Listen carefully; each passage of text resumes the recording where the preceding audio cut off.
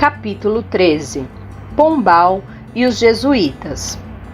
Após o reinado de esbanjamento de Dom João V, sobe ao trono de Portugal Dom José I, como o quinto rei da dinastia Bragantina. O soberano escolhe para seu primeiro-ministro Sebastião José de Carvalho e Melo, depois conde de Oeiras e mais tarde marquês de Pombal. As falanges espirituais, desvelando-se pela evolução portuguesa, haviam escolhido previamente esse homem para a reconstrução das energias da pátria. Após os desvarios de Dom João V, o monarca esbanjador e arbitrário, que nunca reuniu as cortes para uma consulta necessária aos interesses do povo. O escolhido, porém, não soube corresponder integralmente às sagradas expectativas dos gênios espirituais da terra portuguesa. Se cometeu graves injustiças com a sua ditadura renovadora. Pombal ascendera à posição de ministro depois de absorver as ideias novas que percorriam os setores de todas as atividades do velho mundo. Ao sopro dos enciclopedistas, o campo diplomático já lhe dera a conhecer a técnica política de um Robert Walpole. E enquanto a sua pátria se algemava aos tribunais da Inquisição, com sérios prejuízos para a educação nacional, o cérebro se lhe povoava de planos audazes e reformadores. Elevando-se ao trono em 1750, Dom José I escolhe-o imediatamente para chefe supremo do seu governo, e quando, em 1755, foi Lisboa parcialmente destruída por um terremoto. O ministro renovador teve oportunidade de demonstrar a sua capacidade criadora, reedificando a cidade que renasceu dos seus esforços mais engrandecida e mais bela. O Marquês de Pombal, todavia, desde os primórdios de sua ação no governo, não tolerava os jesuítas, que, nas cortes europeias, se intrometiam em todos os negócios da política do século, com a pretensão de imunizar o mundo inteiro das correntes de pensamento da reforma. Os missionários humildes da célebre companhia, radicados no Brasil, diga-se em honra da verdade, estavam muito longe das criminosas disputas em que se empenhavam seus irmãos no outro lado do Atlântico. Mas sofreram com eles a incessante perseguição, tão logo se apossou do governo o famoso ministro.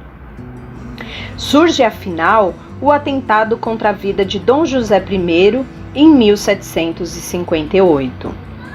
No dia 3 de setembro desse ano, quando regressava de uma entrevista ao Palácio da Ajuda, o soberano foi alvejado a tiros de bacamarte, partidos de um grupo de pessoas desconhecidas.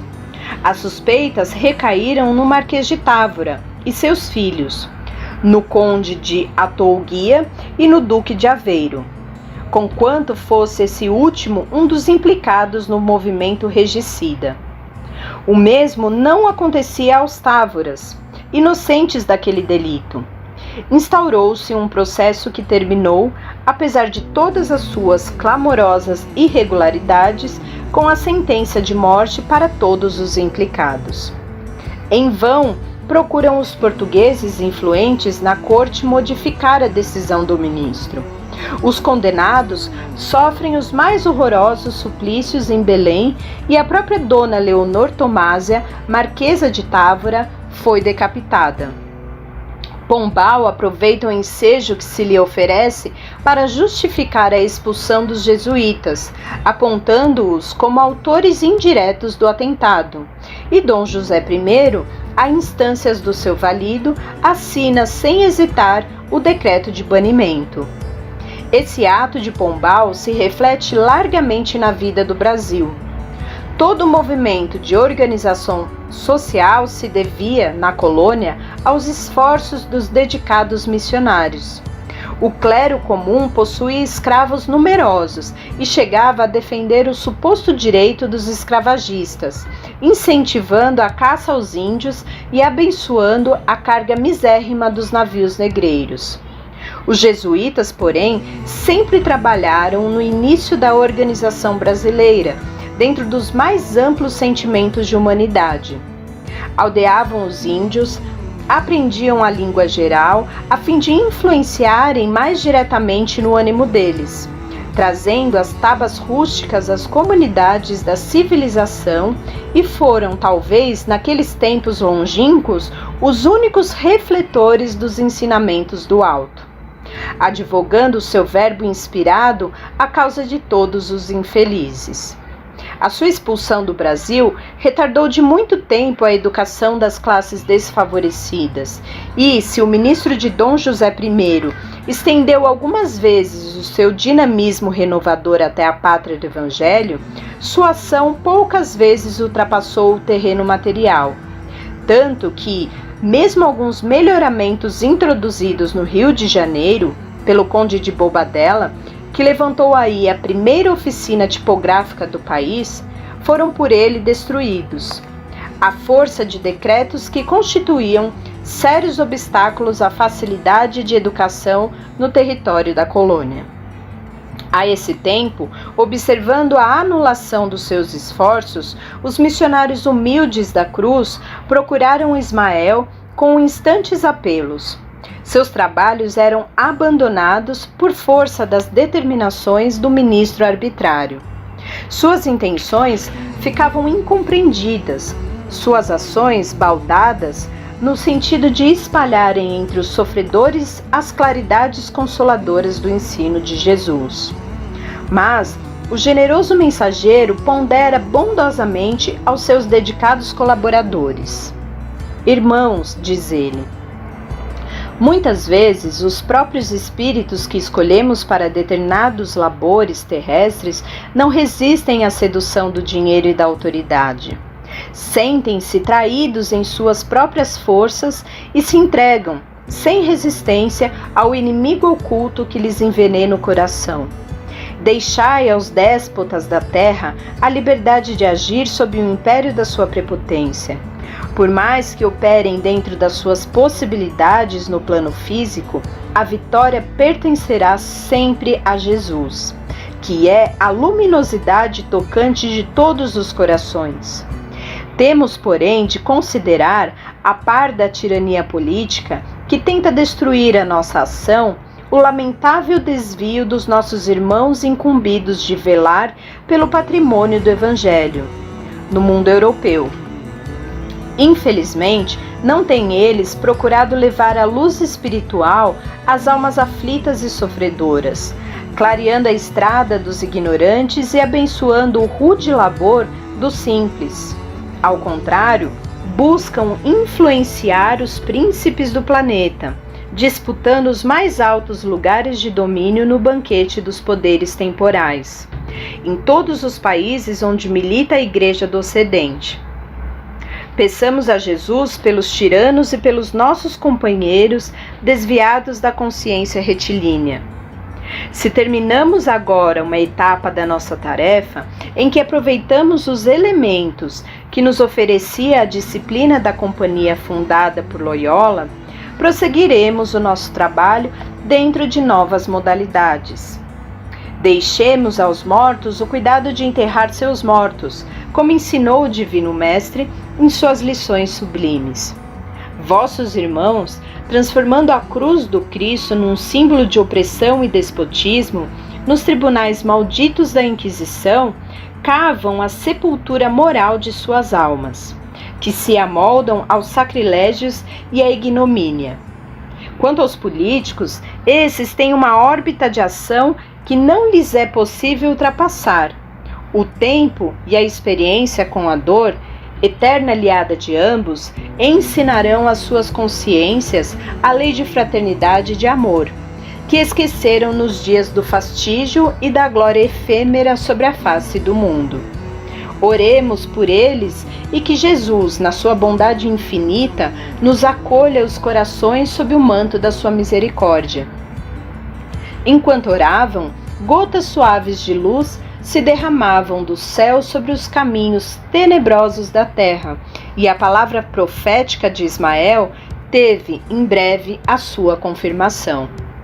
A Companhia de Jesus foi suprimida pelo próprio Papa Clemente XIV em 1773, para reaparecer somente em 1814 com Pio VII. Nunca mais, todavia, puderam os jesuítas readquirir o imenso prestígio que possuíram no Ocidente. Quanto ao Marquês de Pombal, conheceu no silêncio a lição do abandono e do olvido dos homens. No dia em que agonizava, Dom José I, o cardeal de Lisboa, Dom João Cosme da Cunha, que devia ao famoso ministro a altura da sua posição eclesiástica, lhe declara no aposento do moribundo: Vossa Excelência já nada mais tem que aqui fazer, testemunhando-lhe venenosa ingratidão.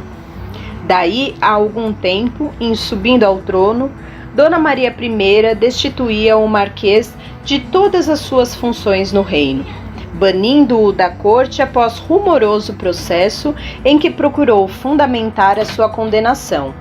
Retirando-se para a vila de Pombal, desprendeu-se do mundo em 1782, humilhado e esquecido, sob o jugo dos mais pungentes desgostos.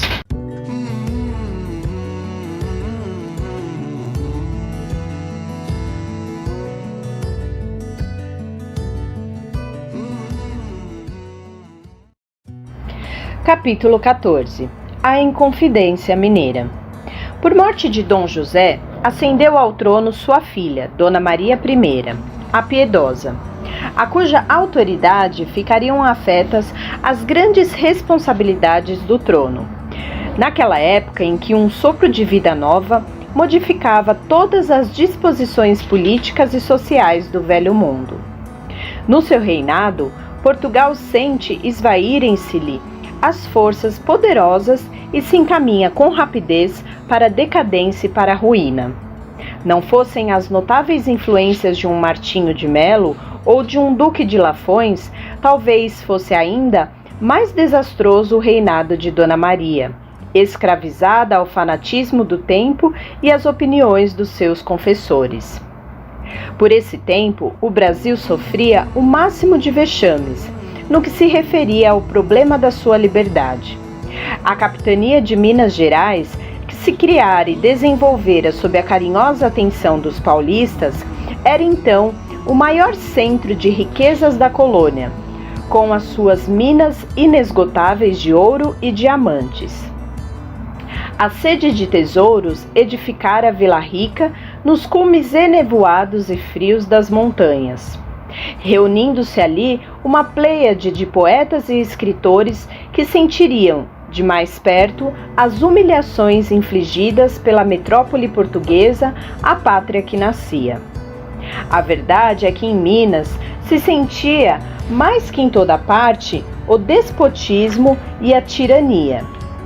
O clero, a magistratura e o fisco, juntos aos ambiciosos que aí se estabeleceram, apossavam-se de todas as possibilidades econômicas, presas de criminosa ânsia de fortuna. Os padres queriam todo o ouro das minas para a edificação das suas igrejas suntuosas. Os membros da magistratura consideravam de necessidade enriquecer-se antes de regressarem a Portugal, com opulentas aquisições. Os agentes do fisco executavam as determinações da corte de Lisboa, árvore farta e maravilhosa, onde todos os parasitas da nobreza iam sugar a seiva de pensões extraordinárias e fabulosas.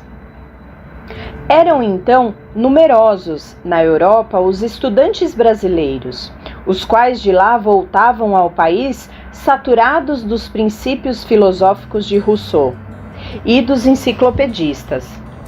A independência da América do Norte e a Constituição Democrática de Filadélfia animam aqueles espíritos, insulados nas montanhas distantes. Por toda a capitania mais rica da colônia, desdobram-se quadros dolorosos da miséria do povo, esmagado pelos impostos de toda a natureza. As coletividades de trabalhadores, conduzidas à ruína pelo malogro das minerações, não conseguiriam suportar por mais tempo semelhantes vexames. Em Minas, porém, uma elite de brasileiros considera a gravidade da situação. Intelectuais distintos se sentem compenetrados da maioridade da pátria que, ao seu ver, poderia tomar as rédeas dos seus próprios destinos. Iniciam-se os esboços da conspiração. Depois de algumas conversações em Vila Rica, das quais, entre muitos outros, participaram Inácio de Alvarenga, Joaquim José da Silva Xavier, Cláudio Manuel da Costa e Tomás Gonzaga, conversações em que foram adotadas as primeiras providências. A infiltração das ideias libertárias começou a fazer-se por intermédio de todos os elementos da capitania, no que ela possuía de mais representativo. José Joaquim da Maia é enviado à Europa para sondar o pensamento de Jefferson, embaixador da América do Norte em Paris, e angariar a simpatia dos brasileiros espalhados no Velho Mundo para o movimento libertador. Outros estudantes, apaixonados pela emancipação da colônia, os conspiradores mandam a São Paulo e a Pernambuco, que formavam os dois centros mais importantes do país, com o objetivo de conquistar a adesão de ambos ao movimento. Todavia, nem Joaquim da Maia conseguiu o auxílio de Jefferson, que apenas chegou a se interessar moralmente pelo projeto. Nem os seus companheiros obtiveram o compromisso formal das capitanias mencionadas para se articular o movimento revolucionário. Pernambuco estava refazendo as suas economias, depois das lutas penosas de Recife e Olinda, e São Paulo se encontrava desiludido depois da Guerra dos Emboabas, na qual muitas vezes fora vítima da felonia e da traição. A Conjuração de Minas, contudo, prossegue na propaganda, sem esmorecimentos. Embriagados pela concepção da liberdade política, mas, dentro dos seus triunfos literários, afastados das realidades práticas da vida comum, os intelectuais mineiros não descansaram.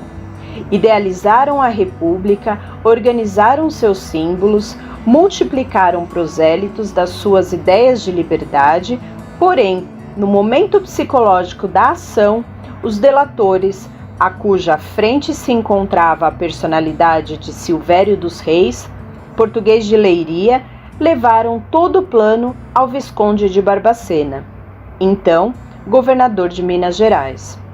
O governador age com prudência, a fim de sufocar a rebelião nas suas origens e expedindo informes para que o vice-rei Luís de Vasconcelos efetuasse a prisão do Tiradentes no Rio de Janeiro. Prende todos os elementos da conspiração em Vila Rica, depois de avisar secretamente aos seus amigos do peito, simpatizantes da Conjuração, quanto à adoção de tais providências para que não fossem igualmente implicados. Aberta a devassa e terminado o vagaroso processo, são condenados à morte todos os chefes já presos. Os historiadores falam do grande pavor daqueles 11 homens que se ajuntavam, andrajosos e desesperados, na sala do oratório, para ouvirem a sentença da sua condenação. Após 3 longos anos de separação, em que haviam ficado incomunicáveis nos diversos presídios da época. A leitura da peça condenatória, pelo desembargador Francisco Alves da Rocha, levou quase 2 horas. Depois de conhecerem os seus termos, os infelizes conjurados passaram as mais dolorosas e recíprocas recriminações. O mais tristes, quadros de fraqueza moral se patenteavam naqueles corações desiludidos e desamparados. Mas, no dia seguinte, a dura sentença era modificada. Dona Maria I, havia comutado anteriormente as penas de morte em perpétuo degredo nas desoladas regiões africanas, com exceção do Tiradentes, que teria de morrer na forca, conservando-se o cadáver insepulto e esquartejado para escarmento de quantos urdissem novas traições à coroa portuguesa. O mártir da Inconfidência, depois de haver apreciado angustiadamente a defecção dos companheiros, reveste-se de supremo heroísmo. Seu coração sente uma alegria sincera pela expiação cruel que somente a ele fora reservada, já que seus irmãos de ideal continuariam na posse do sagrado tesouro da vida. As falanges de Ismael lhe cercam a alma leal e forte, inundando-a de santas consolações. Tiradentes entrega o espírito a Deus, nos suplícios da forca, a 21 de abril de 1792. Um arrepio de aflitiva ansiedade percorre a multidão, no instante em que o seu corpo balança, pendente das traves do cadafalso, no campo da Lampadosa. Mas, nesse momento, Ismael recebia em seus braços carinhosos e fraternais a alma edificada do mártir. "Irmão querido", exclama ele, "resgatas hoje os delitos cruéis que cometeste quando te ocupavas do nefanto mister de inquisidor, nos tempos passados. Redimiste o pretérito obscuro e criminoso com as lágrimas do teu sacrifício em favor da pátria do Evangelho de Jesus. Passarás a ser um símbolo para a posteridade, com o teu heroísmo resignado nos sofrimentos purificadores. Qual novo gênio surges para espargir bênçãos sobre a terra do Cruzeiro em todos os séculos do seu futuro. Regozija-te no Senhor pelo desfecho dos teus sonhos de liberdade, porque cada um será justiçado de acordo com as suas obras. Se o Brasil se aproxima da sua maioridade como nação, ao influxo do amor divino, será o próprio Portugal quem virá trazer até ele todos os elementos da sua emancipação política, sem o êxito incerto das revoluções feitas à custa do sangue fraterno, para multiplicar os órfãos e as viúvas na face sombria da terra. Um sulco luminoso desenhou-se nos espaços, a passagem das gloriosas entidades que vieram acompanhar o espírito iluminado do mártir, que não chegou a contemplar o hediondo espetáculo do esquartejamento. Daí, há alguns dias, a piedosa rainha portuguesa enlouquecia, ferida de morte na sua consciência pelos remorsos pungentes que a dilaceravam, e, consoante as profecias de Ismael, daí a alguns anos era o próprio Portugal que vinha trazer, com Dom João VI, a independência do Brasil. Sem o sucesso duvidoso das revoluções fratricidas, cujos resultados invariáveis são sempre a multiplicação dos sofrimentos das criaturas, dilaceradas pelas provações e pelas dores, entre as pesadas sombras da vida terrestre.